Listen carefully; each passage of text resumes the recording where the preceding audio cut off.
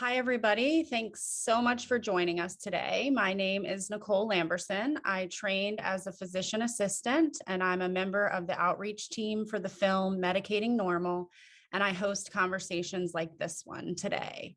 Our guest today is Dr. Margaret Heffernan. She produced programs for the BBC for 13 years. She then moved to the United States, where she spearheaded multimedia productions for Intuit, the Learning Company and Standard&Poors. She was chief executive of InfoMation Corporation, ZineZone Corporation, and then iCast Corporation, and was named one of the top 25 by Streaming Media Magazine and one of the top 100 media executives by The Hollywood Reporter. She's the author of 6 books. Margaret's third book, Willful Blindness, Why We Ignore the Obvious at Our Peril, was named one of the most important business books of the decade by the Financial Times. Her TED Talks have been seen by over 13 million people.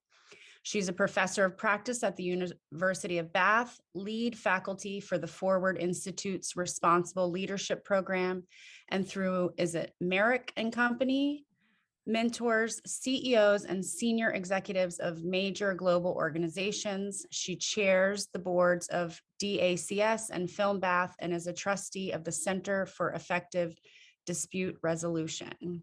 So hello, Margaret. Thanks so much for joining us today. I'm so glad to have you here. And did I miss anything in your introduction or anything you would like to say at the start?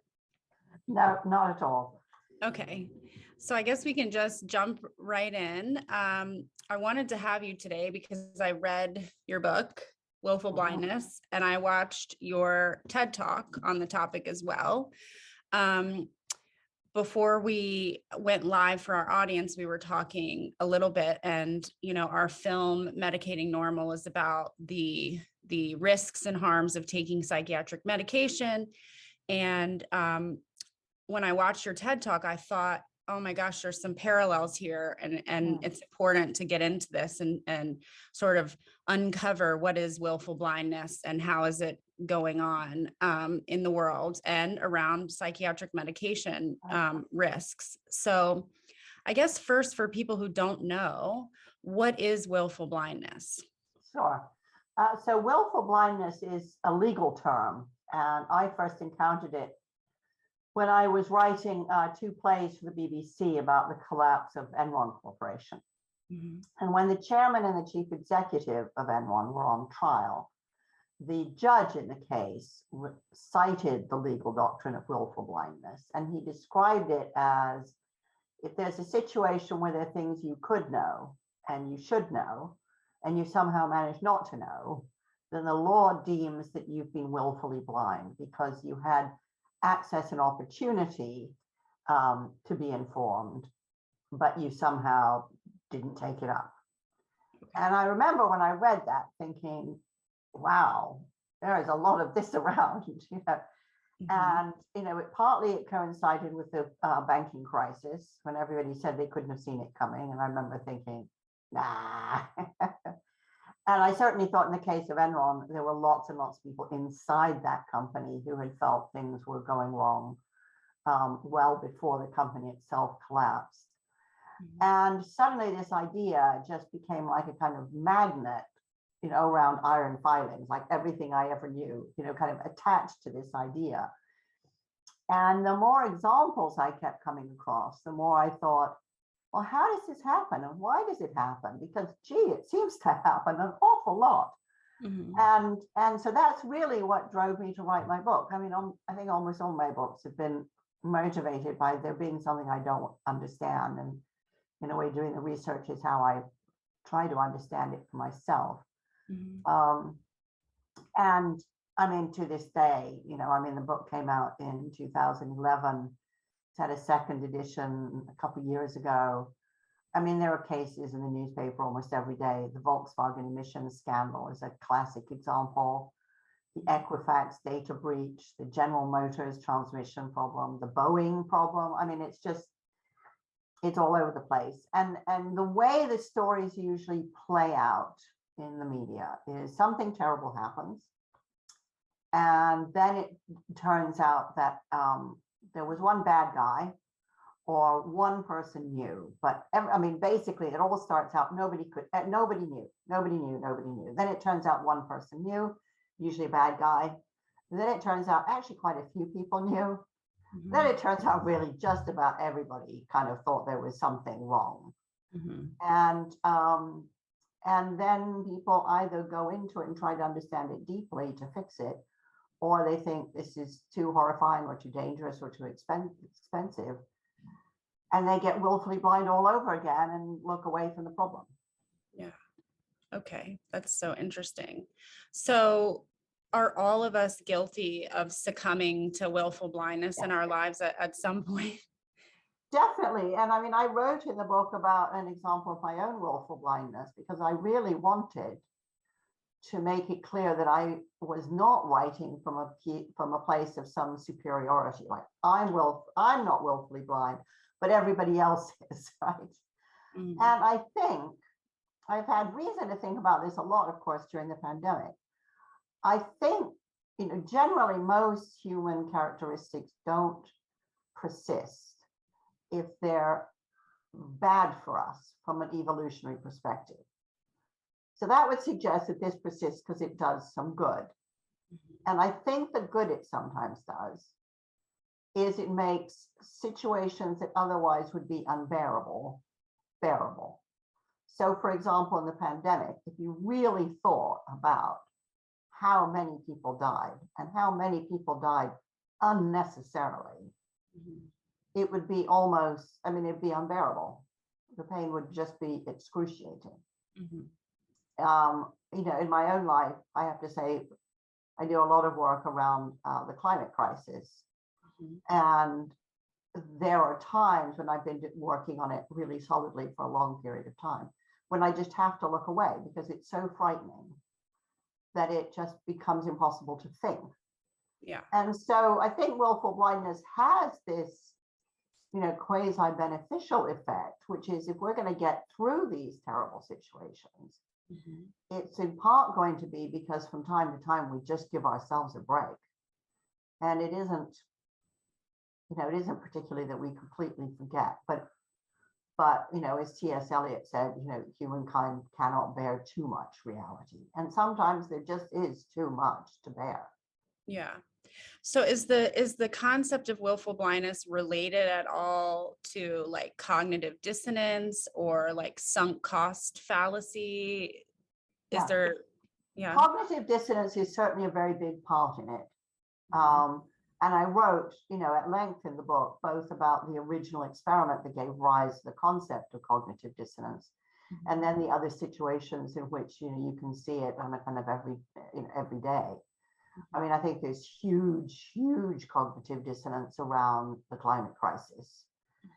It's terrible. We know it's real, but we don't know. It's such a complex system. We can't know exactly,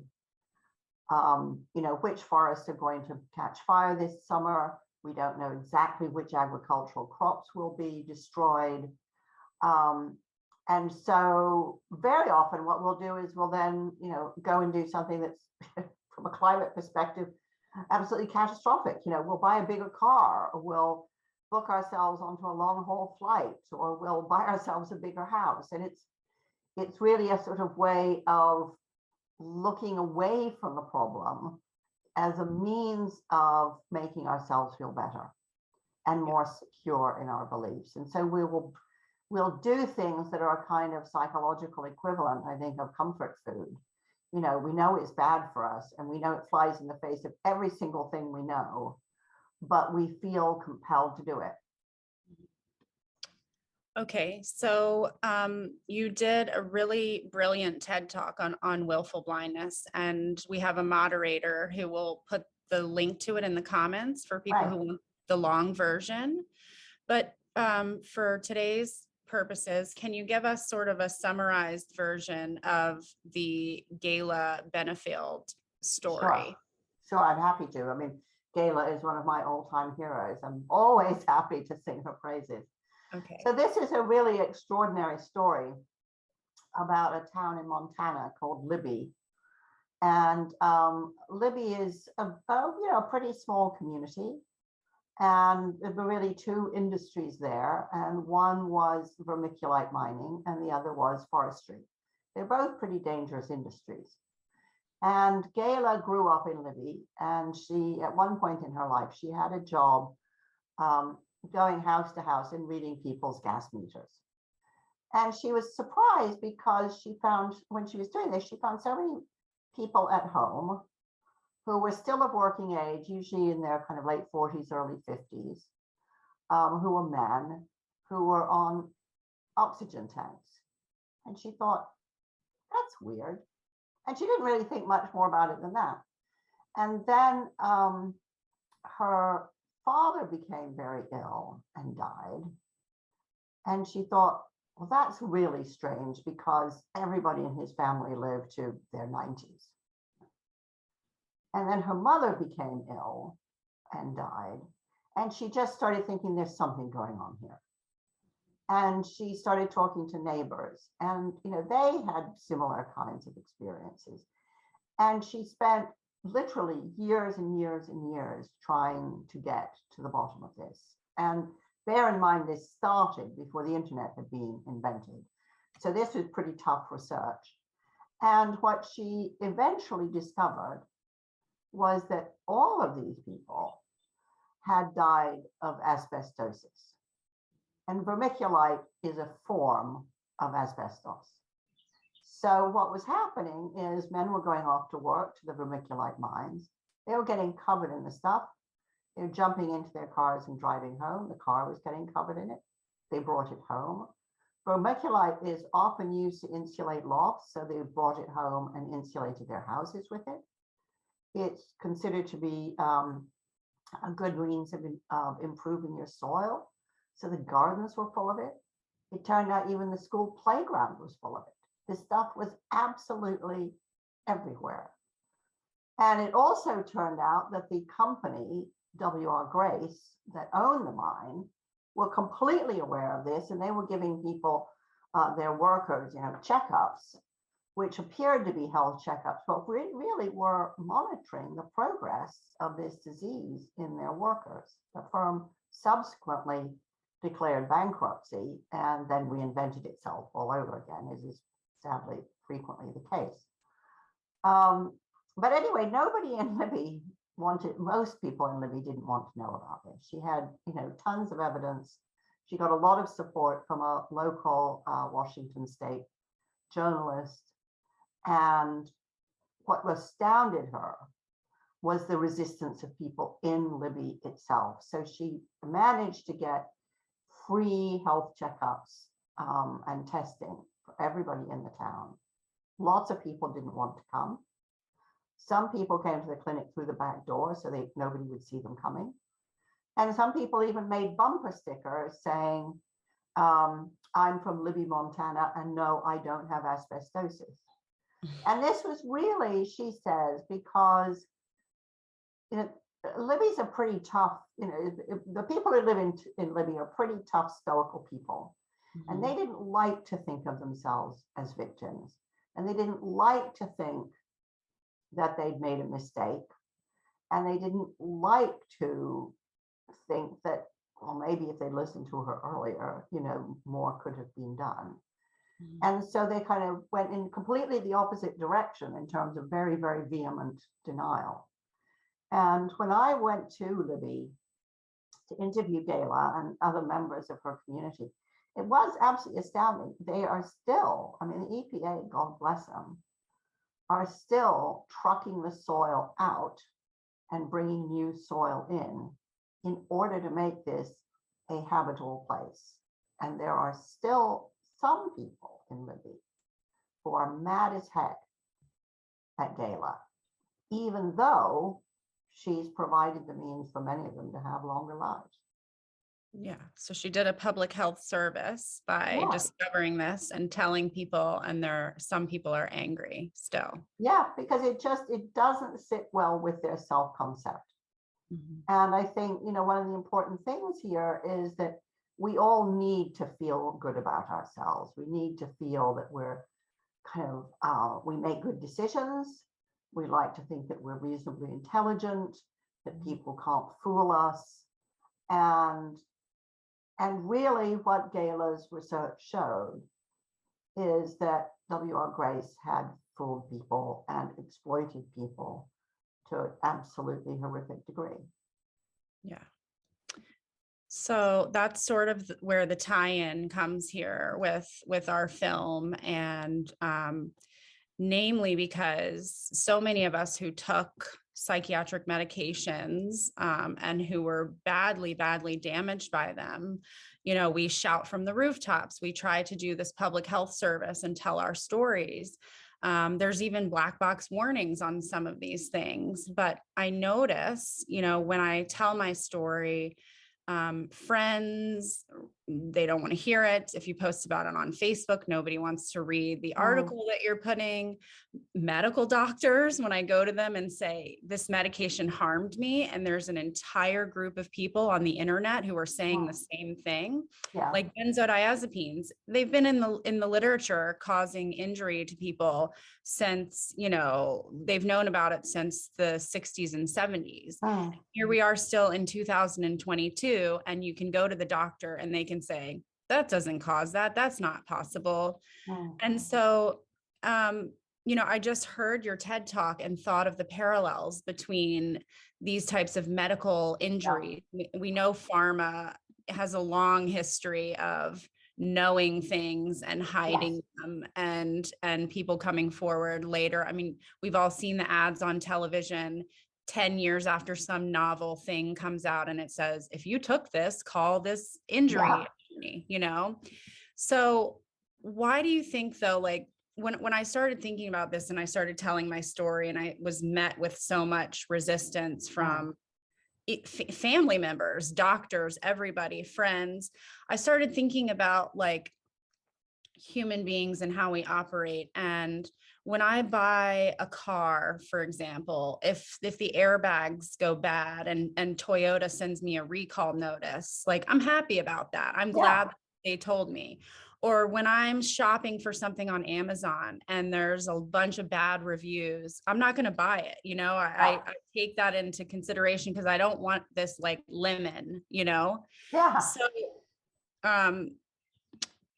I guess what's the difference between that kind of behavior and then people being willfully blind about like things like this medicine could harm you, and if you're taking it, you need to know.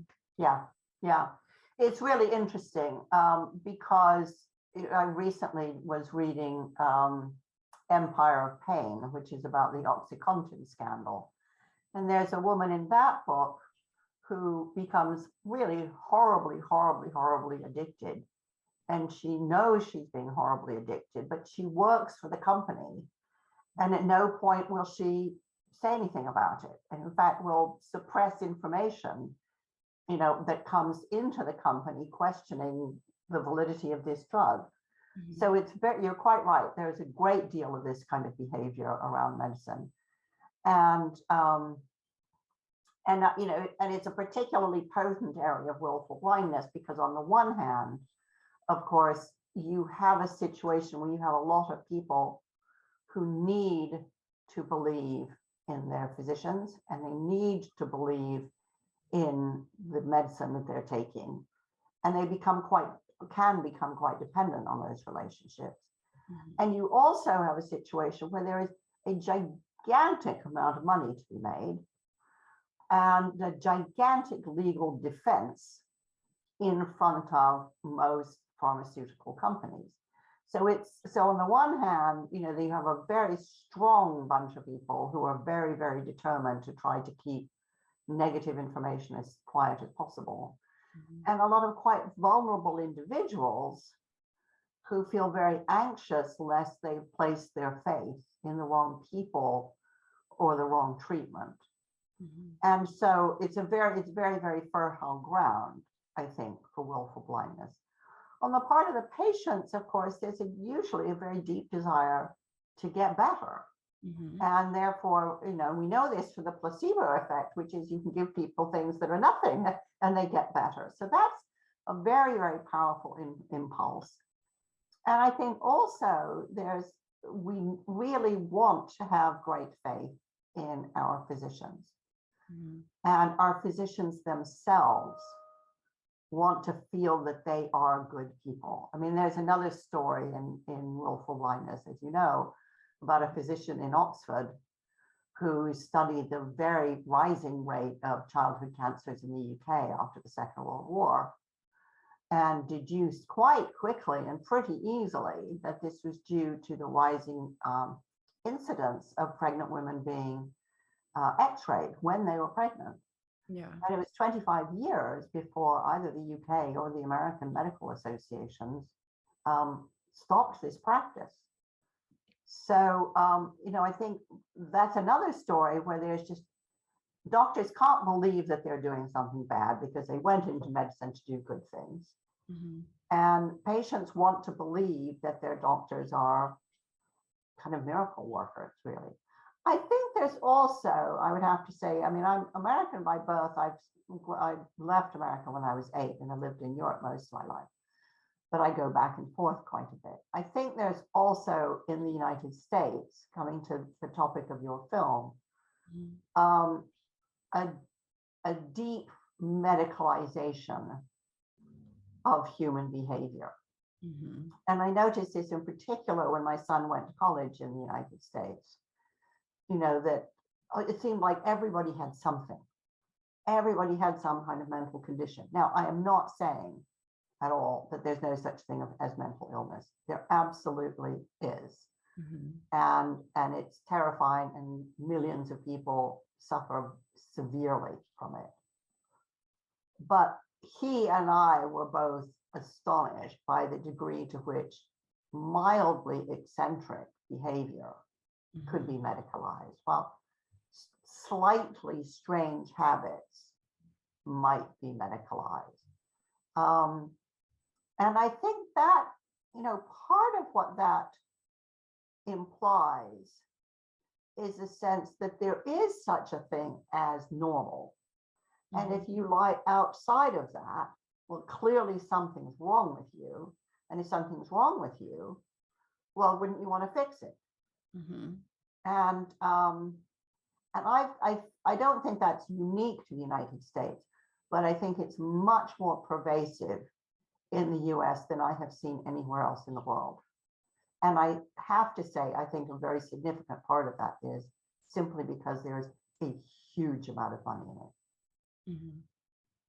Yeah. And we're one of 2 countries that allow the direct to consumer advertising as well. Yeah, it's interesting. I was just going to say that because, the number of ads in magazines and on TV and so on, it creates a very different kind of market. If I'm just having a bad day and I see an ad for the blue, something that will treat the blues, I think, oh, great, it'd be really nice not to have this crappy day.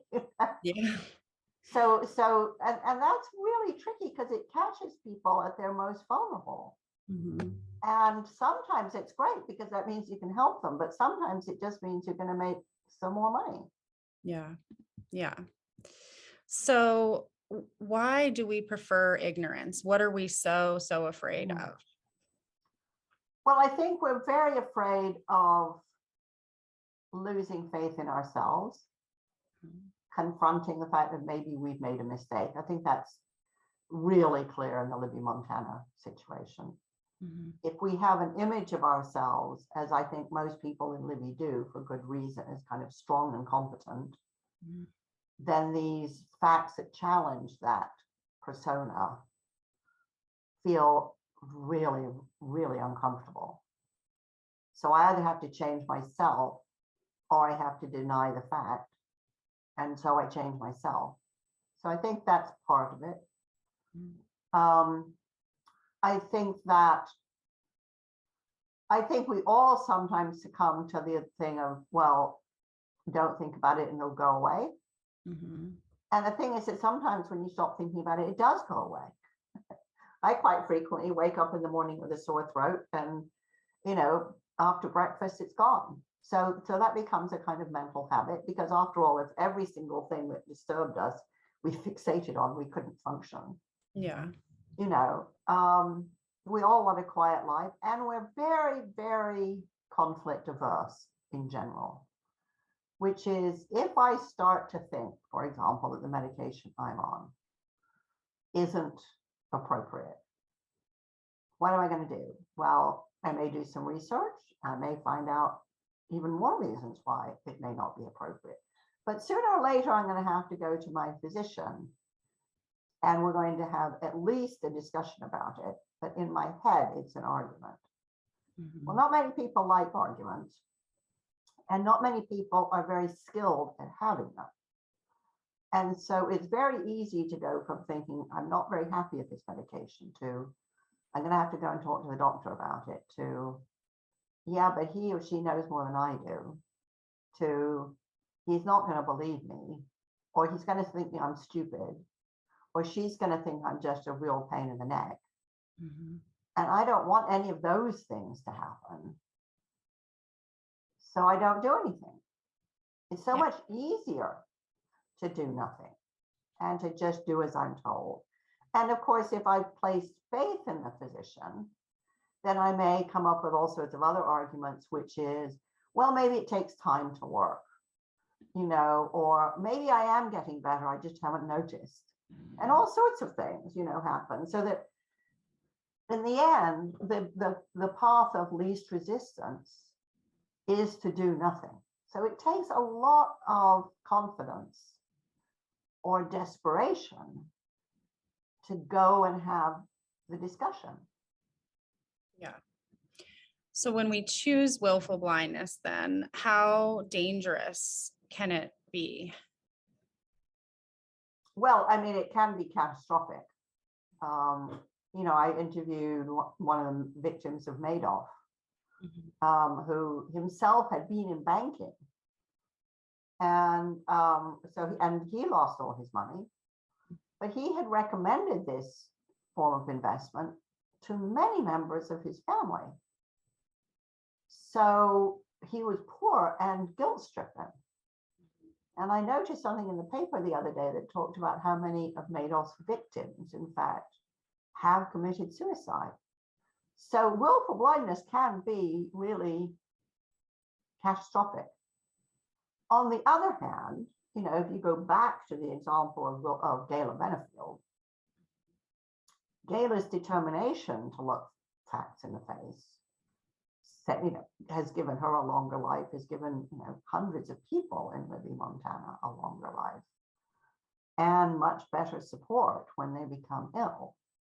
So I think as hard as it is, when we have these little voices at the back of our head saying something not right here, I think the real lesson is it is much, much, much easier to deal with the problem when it's small at the beginning. Yeah. You know, the longer you push the problem away, the more time you give it to grow. And, you know, in the case of Libby, or in the case of, you know, X-raying pregnant women, or in the case of Madoff, or in the case of, you know, poor medication, you know, it getting bigger means the consequences become much greater. But also the ability to change things gets more and more demanding. So I think, you know, I really believe this as a way of life, you know, whether it's a big thing or a small thing, it's always easier to deal with it when it's small at the beginning. I mean, it's just like, you know, I remember when I just came out of college and was sharing a house with some friends, and there were minor things that really annoyed me about them that I thought they're not worth talking about. So what happens after about a year of, you know, cohabiting pretty comfortably, I have a little bit too much to drink one night and start speaking a little too loudly about how my housemates drive me crazy. Mm-hmm. You know, well, not surprisingly, when they overhear this, it's a terrible, terrible mess. You know, if at the beginning I just said, you know, it'd be really nice if you put the milk back in the refrigerator when you're finishing it. Yeah. That would be no bad thing. So I really believe when you have these things that are just small niggles, deal with them up front because it's so much easier. Yeah. So I have met some doctors, along my journey. I have a great doctor now who believes me and she knows what happened to me and she's read all the literature. And I mean, it's all there, if Yeah. you look. So why do you think some people are better at not being willfully blind, at accepting Yeah. quicker? So I think there are a couple of things. I think that so if I think, for example, of your physician, my hunch is that her sense of authority is not totally tied up with being right all the time. If you can be comfortable with the fact that, of course, as a physician, you want to be right, but you're a human being. You're not always going to be right. If you can be comfortable with that, then you're going to be much more open to people's questions. And as a consequence, you're going to learn a lot more. And I think it's quite interesting. My husband trained as a physician, and he now works in medical research, but he has the heart and soul of a scientist, which is he always wants to know more. And he always thinks that there is more to learn. So surprise, surprise, he's pretty easy to talk to about things that don't seem quite right. He's not his identity isn't deeply invested in being an authority figure. In fact, I think he hates the idea of being an authority figure. So I think that's part of it. When I wrote about people who do stand up for themselves, people like Gala, I would say the things that they had in common is deep abiding curiosity, a kind of inbuilt skepticism about authority figures, which is not to say they don't take them seriously, but they don't take them they don't see them as gods. So they recognize doctors, lawyers, policemen, they're human like the rest of us. Everybody can make mistakes. What all of these people who are prepared to challenge have in common, I think, is, as I said, curiosity, but also a sense that if this is a problem for me, it might be a problem for other people. And I don't want to be hurt, but I also don't want other people to be hurt. And I think this is a big thing for Gala, was just thinking if there's something wrong, it's wrong for a lot of people. And so even if I might want to just look away, when I think of all those other people, I really can't. And I think, the best explanation I had of this was I talked to a woman who is known as the whistleblower at Enron, Sharon Watkins. And at the same year that Enron collapsed, there was a huge scandal at WorldCom, and there was an investigation to 9/11, where it turned out that various people in the FBI had been warning about strange people taking flying lessons. And all three of these women were on the cover of Time magazine as their person of the year, people of the year. And they all got together for the photo shoot and said, why do you think it was us? Why were we the people to ask these difficult questions? And typically people thought, well, it's because they were all women. But actually, if you look at this group as a whole, it's not more likely to be women than men. It's not, as is frequently thought, that they're more likely to be spiritual or religious. The only thing that these three women came up with, which I think is really compelling, is they'd all grown up in very small communities. And what Sharon said was, if you grow up in a small community and a tree's down because of a storm, you don't just step over it. You phone the fire department or the police department and say, there's a tree that's fallen down, somebody's got to take it away. I live in a tiny village. If there's the trash on the street, I pick it up because it's my village and I don't want my village to be full of trash. There's that sense of real personal responsibility. Yeah. And I think that in huge corporations and huge cities and huge organizations, there can very easily be a sense of, well, somebody will do something. It's just not, so it doesn't have to be me.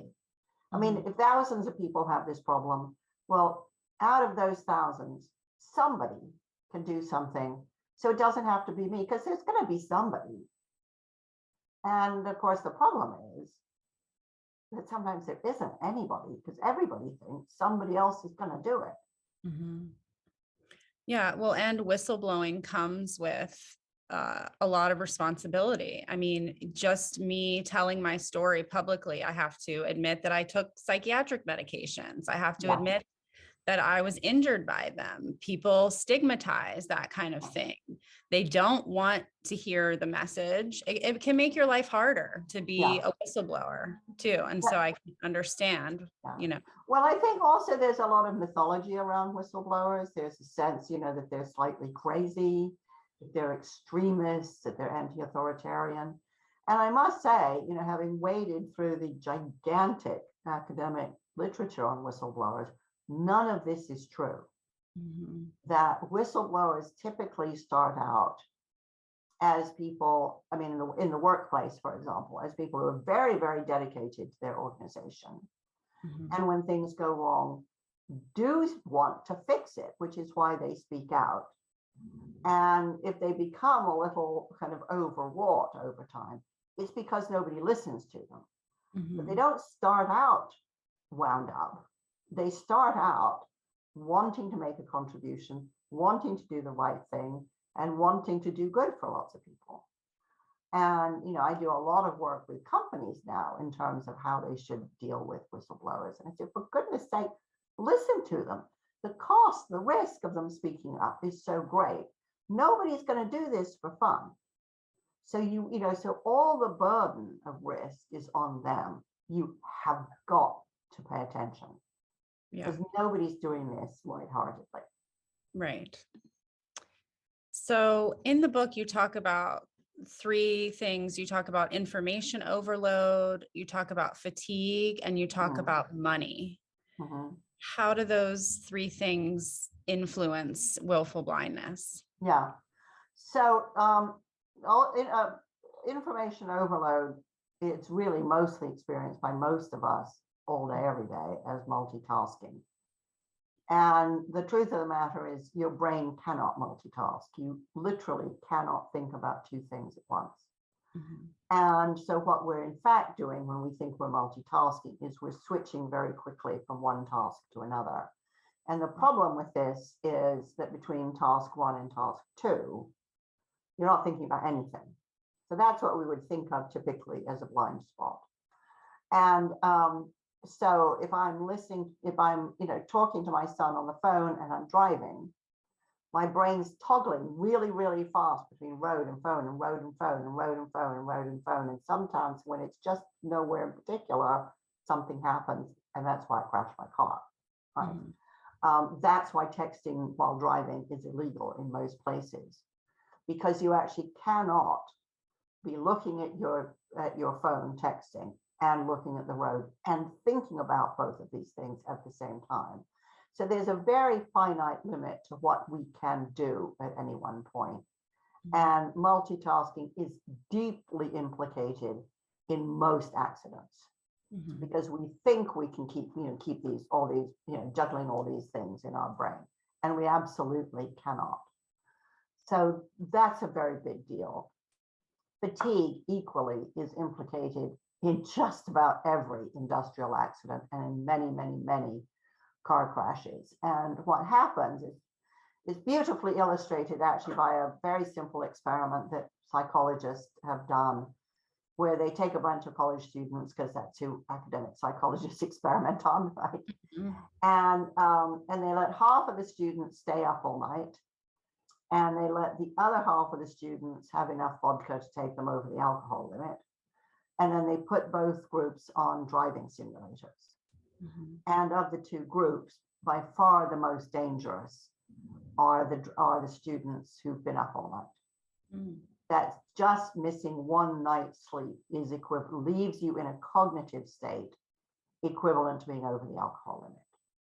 And yet what's so extraordinary is I've seen lots and lots of people in business, jump on red-eye flights, stay awake through the flight, bounce off the plane and get into a rental car and go down the freeway. And everybody thinks they're heroes. But actually, these are very dangerous people. Equally, I've seen lots of investment bankers working through several nights and then signing contracts for, multi-million or billion-dollar deals, and then wonder years later why they didn't quite work out the way they were supposed to. So, in both of these cases, what I think is really interesting is that we forget that thinking is a physical activity. We forget that because we can't see it. We can't see or watch what our brain is doing.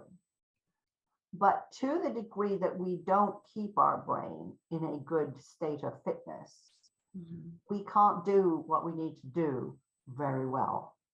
And I am a kind of constant critic of companies that work people too long hours, piling too many screens on their desks, asking them to do too many things at once, and who are then surprised when those people burn out or make mistakes, because it is literally an impossible way to work. Money is a really different thing. And there are so many completely wacky experiments about what money does to your mind, but I'll just describe one, which is you have a whole bunch of volunteers who are playing a game that's very, very money centric. So it's probably, one of these games like Monopoly. And when the game is over, they exit the the room in which the experiment's taking place, and they walk across an office. And as they do so, someone else just happens to drop a box of pencils. And what they find is that the people who've been most successful in the game, making the most amount of money, won't stop and help the person pick up the pencils. And there are a gazillion more, experiments just like this, all of which indicate that the more we think about money, the more we think about ourselves. And the more we think about ourselves, the less we think about other people. And so you can see, for example, if you offer people cash prizes for achieving a goal or hitting a target, it'll work, but they may, march over the bodies of their colleagues to get there. So it tends to bring out quite poor behaviors in terms of our relationship with other people. So it simply makes us very, very self-centered and often quite aggressive. And so it's very difficult in many situations where people are motivated by money, particularly if they're, getting some kickbacks from prescribing particular things, or they've already been given, a lovely, so-called medical conference in Hawaii. That's a very kind of visceral memory, that they'll be more likely to think about the good it's doing them than the good that it might be doing to patients who are in pain. Yeah. And we know doctors are tired and overworked, so they fit the fatigue box. They got it all. And information overload. Patients too. I mean, to learn everything you need to learn about a medication and there's so much information out there, and so much of it is false, and you don't know what's true and what to believe. It's hard. Yeah. And you get these information sheets in teensy weensy print, and half of it is in jargon that you don't understand, and nobody spent the money translating this into ordinary, written language that anybody could understand. And I think, I think jargon is another way in which people are fantastically excluded from really appreciating what they're taking. Yeah. Because, jargon is a way of saying we who understand this are a special group who are super smart. And you, well, if you don't understand it, really, that's your problem. Yeah. Yeah. So then I'm interested, after all of this talk about willful blindness, how do we avoid it? Especially, like as a consumer of medicine, for example, how do we avoid being willfully blind? Yeah. Well, I certainly think, we have to do research. It clearly, as you did, thank goodness. And it's interesting because I think we are now living in an age where we have access to more information about medication and treatments and so on than ever before. We have to be super careful about the sources of those information, of that information, and really check whether it's valid, whether it comes from people who are qualified.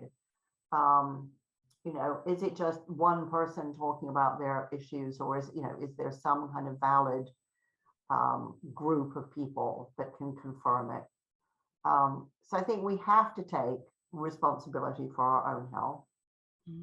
I think it's really important, and it applies to other things in one's own life, but I think it's important to try to live in a way where we aren't so frantically busy that we forget to take time to think about, how am I?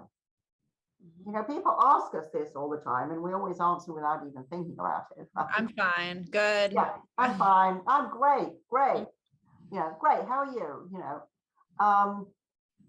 And it's really funny because I was having a conversation with a colleague the other day, and I don't know how it came up, but I said, every morning when I wake up, I spend about 5 minutes in bed thinking, okay, how am I, and what kind of day am I going to have? And what kind of day do I want to have? And I'll have, I may look at my calendar and think about, okay, so I've got these calls coming up. Okay. And I just try to kind of collect myself and think about, where am I? How am I? What do I want to get done today? Do I have time to take a bike ride? Do I need to talk to my kids, my sister, whatever? But just kind of having 5 minutes for myself to think about me and the state I'm in. And my and I was talking about this to a friend of mine, and he was kind of amazed. And he said, God, he said, that's such a genius idea. I've never thought of that. And the next time I saw him, he said, I do that every day now. I just take a moment in bed before I get up, before all the craziness starts, to just kind of collect my thoughts. So I think, I don't care when it is in the day, frankly, mornings are great for me, but not for everybody. I think just kind of checking in with oneself is really important. I think if it's possible to avoid not getting, too busy, too overloaded, too tired, too distracted, then what happens is you can hear those little voices at the back of your head saying, Margaret, that's the third time you've had a cough this year. Maybe you should think about doing something about that. I mean, the classic thing, of course, is, with so many people, is having, checkups, things like mammograms and things like that, making sure you don't forget those things.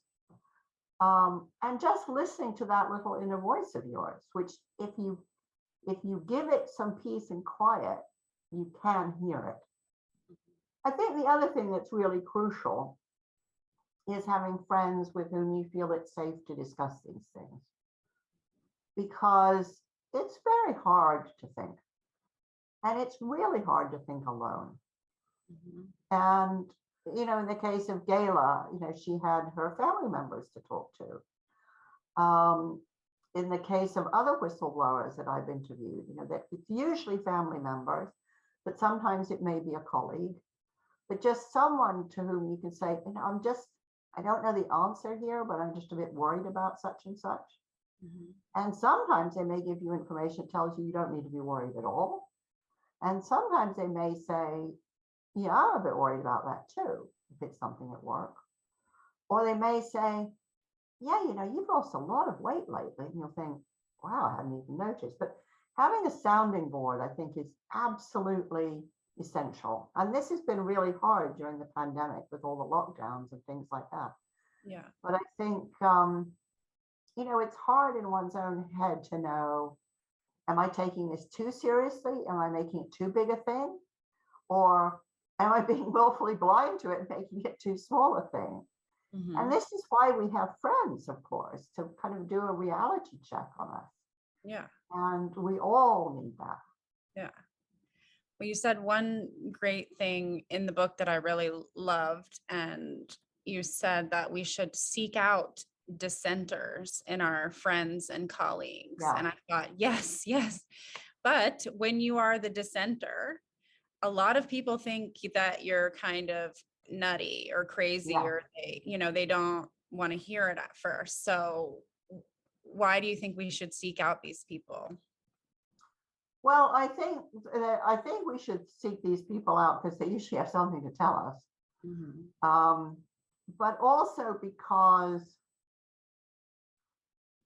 I think for very many people, the truth emerges from discussion and debate. It isn't that I know everything all the time, but if I can have a discussion with somebody about something that's worrying me or worrying them, I'll start to think in a different way. Maybe I'll reframe the question. Maybe this other person will give me different kinds of information that I didn't know before, or they'll give me a different way of thinking about it. That's super helpful. And, whereas if I only hang out with people who are just like me, they're going to tell me the stuff I already know and confirm the opinions I already have. Yeah. But the people who are prepared really to engage with you and say, well, what about this? And have you thought about that? And why are you worried about this? And, have you considered such and such? Or I know somebody who knows a lot about this, would you like to talk to them? That allows you to take your concerns and do something about them in a way that need not be confrontational, but can help you think, is this really a problem? And if it is, who can help me? Yeah. And I think all of those things are simply impossible to do alone. Yeah. That's why we have society, because we can help each other in that way. Yeah, exactly. And some people become so fascinated with something, they literally devote hours and hours and hours a day studying and learning about it. So there's so much to be gained from those people, And also, very often I'll say, I'm a bit worried about such and such. And a friend will say, oh, well, you should go and talk to Fiona. She knows all about this, I can help you a little bit, but she's really the person. And I will think, wow, I've known Fiona for 10 years. I didn't know she knew all about this, Yeah. And it's really interesting. I mean, I find this when I start researching a new book, which is, I'll talk about it to everybody because almost everybody knows something I didn't know. And they all know other people who know stuff I don't know. And that's how we all get smarter together than separately. Yeah. Amen to that. But of course, you're quite right that in some instances, like your own experience, you can only do that with people you really, really trust. You can't do it with everybody. But I think there's another thing sometimes, which is, and I don't know if you experience this, but as you start being able to articulate what's happened or what you're concerned about, and people are helpful, it can make you feel bolder and more confirmed and less alone. Yeah. And I found power in numbers. The more people who stood alongside me and said, this happened to me, then more of us come forward. And then it's undeniable anecdote, like this is real and it's happening, and you have to listen to us. And when you get that kind of reality check, it's really fantastic. And I know the same is true. I remember sitting on a plane one time, very long flight, with a woman who had some very, very rare disease. And she was going to a conference of almost everybody else in America who had the disease, and it's only like a couple of hundred. Yeah. But with a rare disease like that, you do feel so alone. And she said, it's just unbelievable. And the internet, again, has helped us hugely, how much we've been able to help each other, because most doctors don't know anything about this condition because it's so rare. Yeah. But now we are the experts. And then she, that gave her real power and much more control over her condition. Yeah, very true. So I'm aware of the time. I think we have one question from the audience if you want to try to entertain it. Somebody said, what you're talking about almost sounds like the bystander effect. Have you ever heard of that? And in your opinion, what are the differences between the bystander effect and willful blindness? Well, I think bystander behavior is one form of willful blindness, but not all willful blindness is bystander effect. So bystander effect, in essence, says that the more people who see something going wrong, the less likely it is that anybody will intervene. And that's because everybody will assume somebody else will step in. So that's absolutely a manifestation of willful blindness, but there are many, many more. Okay. Yeah.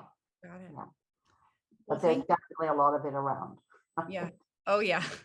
No shortage of that, right? Yeah. So, well, thank you so much, Margaret, for joining us today. It's been truly fascinating. I love your work. Again, this is her book. Everybody should get a copy of it and read it, Willful Blindness. And her TED Talk is also amazing. We'll link to it. If people want to learn more about you or support your work, are you on Twitter? Can they find you on the internet? You can find me on the internet. If you just Google my name, you'll find pages and pages of my stuff. Yeah. Okay. All right. Right. Great. So I'm going to just close now. Margaret, you're welcome to leave if you have somewhere to be. I just read a little closing paragraph. Thank you so much for joining my us. pleasure. Well, good Okay. luck with your work. Oh, thanks. Yes. Take care. Bye-bye. So thanks everybody for joining us for this live discussion. If you haven't seen Medicating Normal yet, please check out our website at medicatingnormal.com/watch for the many ways you can view it. The film is currently available on DVD if you're in the United States and Puerto Rico. As always, check the events tab on our Facebook page for more upcoming interviews like this one. And lastly, if you'd like to support our outreach efforts to bring the film and conversations like these to communities worldwide, you can make a donation at medicatingnormal.com/donate. Thanks again to Dr. Heffernan for joining us today, and thanks to our listeners. And take care, everybody. We'll see you soon. Bye-bye.